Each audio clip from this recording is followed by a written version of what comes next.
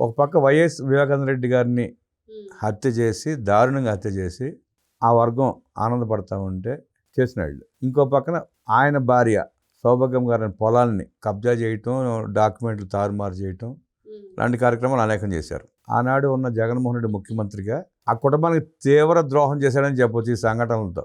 తండ్రిని కోల్పోయి, భర్తను కోల్పోయి ఆ కుటుంబం బాధల్లో ఉంటే సందట్లో సడేమియాలాగా వాళ్ళ పొలాలను కూడా కబ్జా చేయటం, డాక్యుమెంట్ తారుమారు చేయడం చేసేసారు. ఎట్లా చూస్తారు, ఎట్లా చేసేస్తారు. ఏముందండి ఇంక వీళ్ళకి మనం ఎన్నో సందర్భాల్లో ఎన్నో చెప్పుకున్నాం. జగన్మోహన్ రెడ్డి గారి అవినీతి భాగోతం. అంటే ఆయన గద్దెనెక్కుతూనే ప్రజావేదికని కూల్చేశాడు. అక్కడి నుంచి స్టార్ట్ అయింది ఈయన అరాచకాలు. ఎంతమందికి అన్యాయం చేశాడు, ఎంతమందిని పొట్టన పెట్టుకున్నారు, కుత్తుకలు కోసేశారు, నిట్ట నిలువున చంపేశారు, గొడ్డలతో నరికేశారు. ఇంకా ఇలాంటి చేసే వ్యక్తులకి ఇంకా పొలం ఒక లెక్క. అప్పుడు ఒక గొప్ప పథకాన్ని తెచ్చాడు జగన్మోహన్ రెడ్డి గారు, ల్యాండ్ టైటిలింగ్ యాక్ట్ అని.